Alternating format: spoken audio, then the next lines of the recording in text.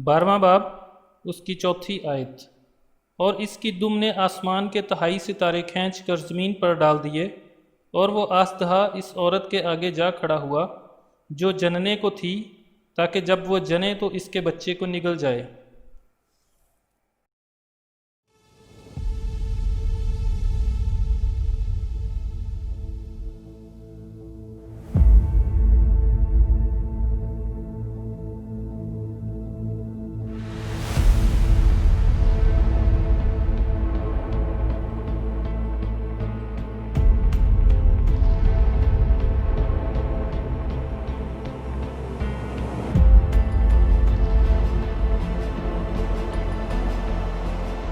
اس آیت میں شیطان کو دو کاموں میں مصروف دکھایا گیا ہے۔ اول یہ کہ اس نے آسمان کے تہائی ستارے کھینچ کر زمین پر ڈال دیے، دوسرا یہ اس عورت کے آگے جا کھڑا ہوا جو بچہ جننے کو تھی۔ یونانی زبان میں ستاروں کا کھینچنا اور زمین پر ڈال دینا دو الگ الگ کام لکھے گئے ہیں۔ پہلے کام کے لیے جو فعل ستاروں کو کھینچنے کے لیے استعمال ہوا ہے وہ پریزنٹ ٹینس ہے، یعنی جب یوحنا یہ مکاشفہ لکھ رہا تھا اس وقت یہ کام جاری تھا۔ دوسرا کام زمین پر ڈال دینے کا ہے، اور جو فعل ان کو زمین پر ڈال دینے کے لیے استعمال ہوا ہے وہ ماضی کا زمانہ ہے۔ اس کا مطلب ہے کہ جب یوحنا مکاشفہ لکھ رہا تھا اس وقت یہ واقعہ ہو چکا تھا، جیسے شریر فرشتوں کا اپنے مقام سے ہٹ جانا۔ یہ معلومات ابلیس کی اس لگاتار کوشش کو عیاں کرتی ہے جو وہ اور فرشتوں کو اپنی طرف کھینچنے کے لیے کرتا رہتا ہے۔ دم ظاہر کرتی ہے اس کے جھوٹ اور دھوکہ بازی کی قوت کو جسے وہ ستاروں کو نیچے گرانے میں استعمال کرتا رہتا ہے۔ خداوند مسیح نے اس کے بارے میں فرمایا، وہ سچائی پر قائم نہیں رہا کیونکہ اس میں سچائی ہے ہی نہیں۔ جب وہ جھوٹ بولتا ہے تو اپنی ہی سی کہتا ہے کیونکہ وہ جھوٹوں کا باپ ہے۔ خدا کے فرشتوں کو بھی جھوٹ اور دھوکہ بازی سے فریب دے کر اپنے میں شمار کرنا چاہتا ہے، اور انسانوں کو بھی جھوٹ، فریب اور ریاکاری سے اپنے پیرو بنانا چاہتا ہے۔ اپنے بارے میں تو وہ جانتا ہے کہ اس کی سزا کا ایک وقت مقرر ہے اور ایک جگہ تیار ہے۔ متی 25 باب اس کی 41ویں آیت میں لکھا ہے، پھر وہ بائیں طرف والوں سے کہے گا، اے ملعونوں، میرے سامنے سے اس ہمیشہ کی آگ میں چلے جاؤ جو ابلیس اور اس کے فرشتوں کے لیے تیار کی گئی ہے۔ اس سے ظاہر ہے کہ ہمیشہ کی آگ انسانوں کے لیے نہیں بلکہ ابلیس اور اس کے فرشتوں کے لیے تیار کی گئی ہے۔ شیطان کی یہ سزا آدم کی پیدائش سے پہلے مقرر ہو چکی تھی۔ ستاروں کو نیچے کھینچنے اور زمین پر ڈالنے کا کام وہ اپنی دم سے کرتا ہے۔ یسایہ 9 باب کی 15ویں آیت میں لکھا ہے، جو نبی جھوٹی باتیں سکھاتا ہے وہی دم ہے۔ شیطان کا جھوٹ اور مکاری اور دھوکہ بازی وہی کام کرتی ہے جو دم کرتی ہے۔ ستاروں سے مراد فرشتے اور اونچے درجے کے انسان ہیں۔ فرشتوں کے لیے ستاروں کا لفظ اکثر استعمال کیا گیا ہے۔ مثلاً جب 5ویں فرشتہ نے نرسنگا پھونکا تو میں نے آسمان سے زمین پر ایک ستارہ گرا ہوا دیکھا اور اسے اتھاہ گڑھے کی کنجی دی گئی تھی۔ یہ ستارہ جسے کنجی دی گئی ایک فرشتہ ہے۔ اسی طرح ایوب 38 باب کی 7ویں آیت میں لکھا ہے، جب صبح کے ستارے مل کر گاتے تھے اور خدا کے سب بیٹے خوشی سے للکارتے تھے۔ یہاں فرشتوں کو صبح کے ستارے کہا گیا ہے۔ جیسا شیطان کے بارے میں لکھا ہے، اے صبح کے روشن ستارے، تو کیوں کر آسمان سے گر پڑا۔ ان آسمانی فرشتوں کو ستارے اس وجہ سے کہا گیا کیونکہ وہ بہت خوبصورت اور جلالی ہوتے ہیں۔ جب ابلیس غرور اور نافرمانی کی وجہ سے زمین پر گرا دیا گیا تو اس نے بہت سے آسمانی فرشتوں کو بھی جو اس کے ماتحت تھے نیچے زمین پر ڈال دیا۔ اس کی یہ کوشش اب بھی جاری ہے۔ اب بھی وہ خدا کے فرشتوں کو نیچے زمین پر کھینچنے کی کوشش کرتا رہتا ہے۔ اسی طرح انسانوں میں سے اونچے درجے کے حاکموں، بادشاہوں کو بھی ستارے کہا گیا ہے۔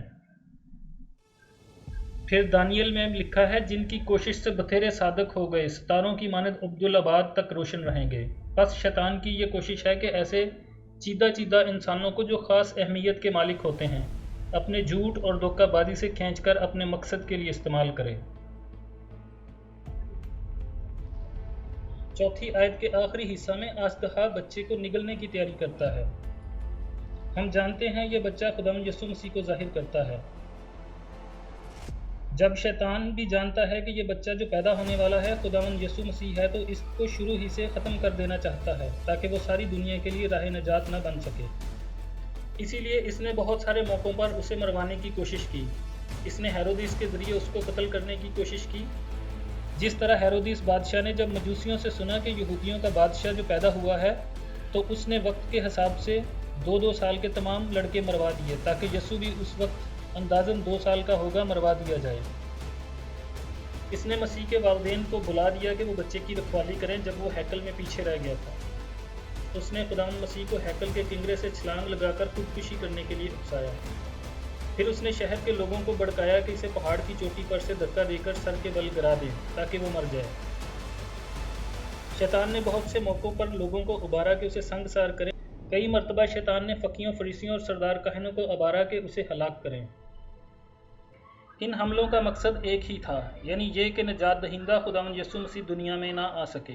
जब खुदा ने बागे अदन में इब्लीस से कहा, मैं तेरे और औरत के दरमियान और तेरी नस्ल और औरत की नस्ल के दरमियान अदावत डालूंगा, वो तेरे सर को कुचलेगा और तू उसकी एड़ी पर काटेगा, तो ये इब्लीस की सज़ा का ऐलान नहीं था। इसकी सज़ा का ऐलान तो बहुत पहले हो चुका था और हमेशा की आग भी तैयार कर दी गई थी जिसमें वो डाला जाना था, बल्कि ये बयान खुदा के एक बहुत बड़े मंसूबे या प्रोग्राम का ऐलान था जो 6000 साल तक जारी रहना था। इस वक्त से शैतान जान गया कि खुदा का प्लान ये है कि औरत के बदन से यानी बगैर मर्द के एक शख्स लाए जो इसके सर को कुचलेगा। इस आयत में अगरचे औरत की नस्ल कहा गया है जो बज़ाहिर बहुत से लोगों की तरफ इशारा है, लेकिन यहाँ नस्ल से मुराद एक वाहिद शख्स है जिसको वो कहा गया है और सीगा वाहिद इस्तेमाल किया गया है। ये इशारा खुदावंद यीशु मसीह की तरफ है। ये भी एक बेद की बात है कि ये प्लान बागे अदन में नहीं बनाया गया, बल्कि ये बिनाए आलम से पेशतर बन चुका था। ऐसा हरगिज़ नहीं है कि जब शैतान ने खुदा के काम को बिगाड़ दिया तो उस काम को दुरुस्त करने के लिए खुदा ने एक नया मंसूबा बनाया कि अब मैं दुनिया में निजात दहिंदा को लाऊंगा। ऐसा हरगिज़ नहीं है, बल्कि जो कुछ बागे अदन में हुआ ये सब खुदा के इल्म में था। इससे पेशतर के वो वाक़या हुआ और खुदा का प्लान जो निजात दहिंदा को दुनिया में लाने के बारे में था वो आदम की तख्लीक से बहुत पहले बन चुका था। लिखा है, ज़मीन के वो सब रहने वाले जिनके नाम इस बर्रा की किताब हयात में लिखे नहीं गए जो बिनाए आलम के वक्त से ज़िबा हुआ है, इस हैवान की परस्तिश करेंगे। बर्रा के ज़िबा होने का प्लान तो बिनाए आलम से पेशतर बन चुका था। ये महज इत्तफाकिया नहीं है। ये बच्चा तमाम ज़मानों में खुदा के इस बड़े प्लान का मरकज़ रहा। खुदा अगर चाहता तो बागे अदन का वाक़या होते ही शैतान को कुचल सकता था, या इससे पेशतर जब इसने आसमान पर गुनाह किया था इस वक्त कुचल सकता था, लेकिन खुदा इस बच्चे के ज़रिए शैतान को कुचलना चाहता था। अब शैतान खुदा के इस प्रोग्राम से वाकिफ़ हो गया। इसने भी इस बच्चे को ख़त्म करने का मंसूबा उसी वक्त बना लिया जब खुदा ने बागे अदन में अपने प्लान का जिक्र किया। इसी लम्हे शैतान ने औरत की नस्ल यानी मसीह मौत के ख़िलाफ़ ऐलान जंग कर दिया। इसको इस औरत से भी नफ़रत हो गई जो इस बच्चा को दुनिया में लाने की ज़िम्मेदार थी, यानी बनी इसराइल कौम, और ये दुनिया की कौमों को इसराइल के ख़िलाफ़ जंग करने और नफ़रत करने के लिए उबारता रहा। मशरक़ के वस्ता के ममालिक इसकी बेहतरीन मिसाल हैं।